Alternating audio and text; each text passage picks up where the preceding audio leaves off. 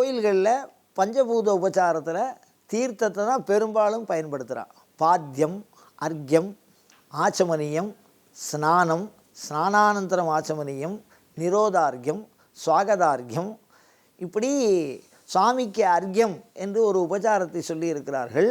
அதில் எல்லாமே தீர்த்தம் தான் கொடுத்துருக்கா. சுவாமிக்கு அபிஷேகம் ரொம்ப முக்கியமானதாக சொல்லியிருக்கு. பழனியில் அபிஷேக பிரியர்னே பேர். அப்போ தீர்த்தம் அதுவாகவே எந்த அளவுக்கு அதை வந்து பூஜை பொருளாக பயன்படுத்தியிருக்கா அப்படிங்கிறதும் நமக்கு தெரியாது. ஒரு நிலையில் ஆப்போவா இதகும் சர்வம்னு சொல்கிறது, இது எல்லாமே தீர்த்தம்தான் அப்படின்னு சொல்கிறது. காரணம் என்ன? இந்த தீர்த்தத்துக்கு மாத்திரம் என்ன சிறப்பு அப்படின்னா, அதுதான் இந்த உடல், அதாவது ஜீவ பிராண தாரணே அப்படின்னு சொல்லியிருக்காங்க. எந்த உடல்கள் எல்லாம் பிராணன் என்று சொல்லக்கூடிய இந்த மூச்சை தரித்து கொண்டிருக்கிறதோ அதுதான் வாழறதுன்னு அர்த்தம். அப்படி வாழக்கூடிய அனைத்து உயிர்களுமே நீர் தான் தோற்றமாக இருந்து வெளியில் வந்திருக்கு. வெறும் பூமியால், சுத்தமான பூமியிலேருந்து படைப்புகள் உருவாக முடியாது. நெருப்புலேருந்தும் படைப்புகள் உருவாக முடியாது. காற்றுலேருந்தும் படைப்புகள் உருவாக முடியாது. ஆகாசத்திலேருந்தும் படைப்புகள் உருவாக முடியாது. ஆனால் உலகத்தின் முதல் உயிரி நீரிலே தோன்றுவதாக விஞ்ஞானம் சொல்லுகிறது. மகாவிஷ்ணு பாருங்கள், மத்ஸ்யாவதாரம்னு சொல்லுவோம். மத்ஸ்யம், மீனை வந்து மகாவிஷ்ணு அவதாரம், மகாவிஷ்ணுவாகவே வழிபடுறோம். அப்படி சொல்லுகிற பொழுது தீர்த்தத்திலேருந்து தான் உயிரினங்கள் தோன்றியதாக சொல்கிறான். அப்போ உலகின் தோற்றத்துக்கு காரணம் தீர்த்தம். சரி, அதோடு மாத்திரம் இல்லாமல் கோயில்களில் என்ன பண்ணுவோம் அப்படின்னா, கலசங்கள் வைத்து அதில் தீர்த்தத்தை வச்சு அதில் சிவபெருமான வழிபாடு பண்ணுறோம். இந்த கலசத்தில் வச்சு அதில் தீர்த்தம் வச்சு அதில் சிவபெருமான வழிபாடு பண்ணுறதுனால என்ன பலன் அப்படின்னு கேட்டால், கலசத்தில் வழிபாடு பண்ணுறதுனால என்ன பலன் அப்படின்னா, பாப விமோச்சனம்னு சொல்கிறோம். எவ்வளவு பெரிய பாவம் பண்ணினாலும் அந்த பாவங்கள் இந்த கலசத்திலே இருக்கக்கூடிய தீர்த்தமாக இறைவனை வழிபாடு செய்தால் பாப விமோச்சனம் கிடைக்கும்னு சொல்லியிருக்கு. சுவாமிக்கு தாரா பாத்திரம்னு ஒன்று கட்டுவான். வெயில் காலங்களில் தண்ணி பஞ்சம் தீரணும் அப்படின்னு சொல்லி ஒரு பாத்திரம் கட்டி அதில் ஜலத்தை விட்டு அது ஒவ்வொரு சொட்டாக சுவாமி தலையில் விழுந்துகிட்டே இருக்கும். அதுக்கு பேர் தாரா பாத்திரம்னு பேர்.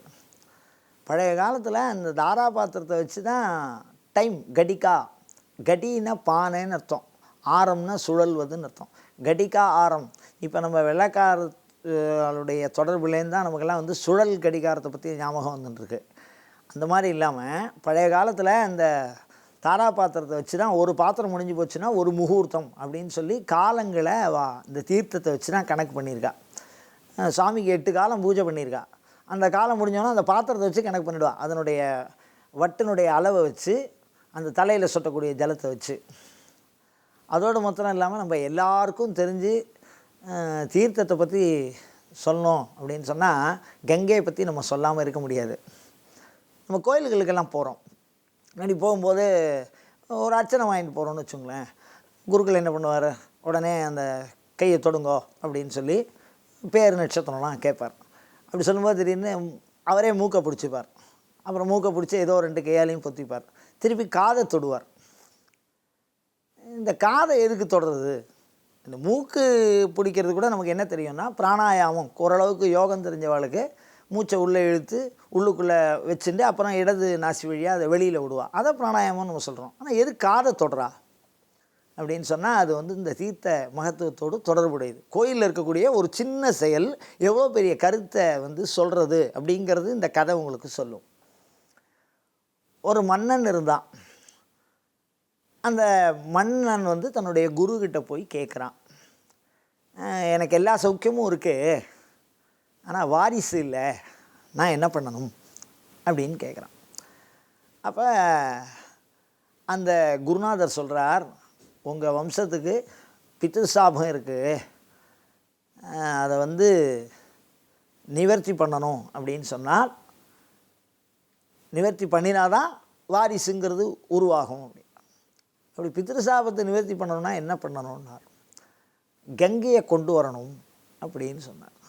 என்ன பித்ருசாபம், எதனால் அப்படின்னு கேட்டால், இந்திரன் அப்படின்னு ஒரு தேவதை. இப்போ இந்திரன்னு கேட்டவுடனே நம்ம என்ன ஞாபகத்துக்கு வரும் அப்படின்னா, சொர்க்கலோக அதிபதி. அது இந்திரன் சொல்லக்கூடியது அந்த பதவியோட பேர். அது இந்திரங்கிறது ஒரு பதவி. அந்த பதவியை பூலோகத்தில் 100 யாகம் பண்ணினால் அடையலாம். அந்த இந்திர பதவியை நாமளும் அடையலாம், யார் வேணாலும் அடையலாம். அதுக்கு 100 யாகம் பண்ணணும். அப்படி அந்த யாகத்தை பண்ணி நிறைவில் அந்த இந்திர பதவி அவளுக்கு வரும்.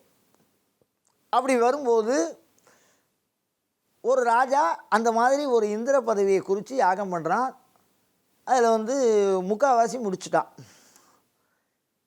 இப்போ இன்னும் ஒரு 2-3 யாகமாவோ இல்லை ஒரு யாகமோ பண்ணும்போது அவனுடைய பதவி போயிடும், இந்திரனுடைய பதவி. இல்லை அவனுக்கு சமமானமாக இன்னொரு இந்திரன் உற்பத்தி ஆகிடுவான். அதுக்காக உண்மையாகவே அந்த பதவியில் இருக்கிற இந்திரன் ஒரு யோசனை பண்ணுறான். இதை ராஜாக்கள் தான் பெரும்பாலும் பண்ணுவான். அந்த யாகத்துக்கு அஸ்வமேத யாகம்னு பேர். அஸ்வம்னா குதிரைன்னு அர்த்தம். குதிரையை பூஜை பண்ணுவாள். யாகங்கள் ஒரு இடத்துல பண்ணின்னு இருப்பாள். அந்த குதிரை எங்கெங்கெல்லாம் போகிறதோ அங்கெல்லாம் அந்த நாட்டு மன்னர்கள் அந்த குதிரைக்கு தன்னுடைய நமஸ்காரத்தை தெரிவிக்கணும். அப்படி தெரிவிக்கலை அப்படின்னு சொன்னால் அந்த குதிரை கூடவே இந்த சேனாதிபதி மற்றவெல்லாம் போவாள். அவளை ஜெயிச்சுட்டு அதுக்கப்புறம் தான் அவள் வரணும். அவள் ஜெயிச்சுட்டு அந்த குதிரை திரும்பலைன்னா அந்த யாகம் பூர்த்தி ஆகாது. அப்போ அந்த குதிரைங்கிறது அந்த ராஜாவினுடைய பேர். அந்த ராஜா கிட்டத்தட்ட சமானமாக இருக்கக்கூடியது. அந்த மாதிரி ஒரு யாகம் அது.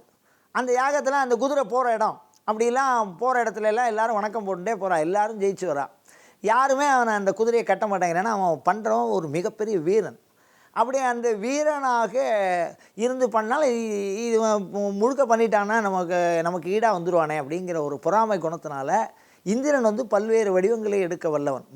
ஏற்கனவே பதவியில் இருக்கிறவன். அவன் என்ன பண்ணுறான், அந்த குதிரையை இழுத்துன்னு போய் சம்மந்தமே இல்லாமல் பாதாள உலகம்னு ஒரு உலகம் இருக்குது. அந்த உலகத்தில் கபில முனிவர்னு ஒருத்தர் தபஸ் பண்ணின்னு இருக்கார். அந்த தபஸ் பண்ணுற இடத்துல அவருக்கு தெரியாமல் இந்த அஸ்வமேத யாகம் பண்ணுற குதிரையை கொண்டு போய் கட்டிட்டு போயிட்டான். இந்த ராஜா குதிரையை யாராவது எதிர்த்தா சண்டை போடலாம். திடீர்னு காலம்புற பார்த்தா குதிரையை காணும் அப்படின்னு சொன்னால் அந்த யாகத்தை நடத்துகிறதா இல்லை அது நிறுத்துறதா அப்படின்னு ஒரு குழப்பத்தில் பார்க்கும்போது அந்த குதிரை திருப்பி வரணும். அதுக்கு என்ன பண்ணுறா அப்படின்னு சொன்னால் எல்லோரும் அந்த குதிரையை தேடுறா. அப்படி தேடுற போது பாதாள லோகத்தில் இருக்குது அப்படின்னு செய்தி கிடைக்கிறது.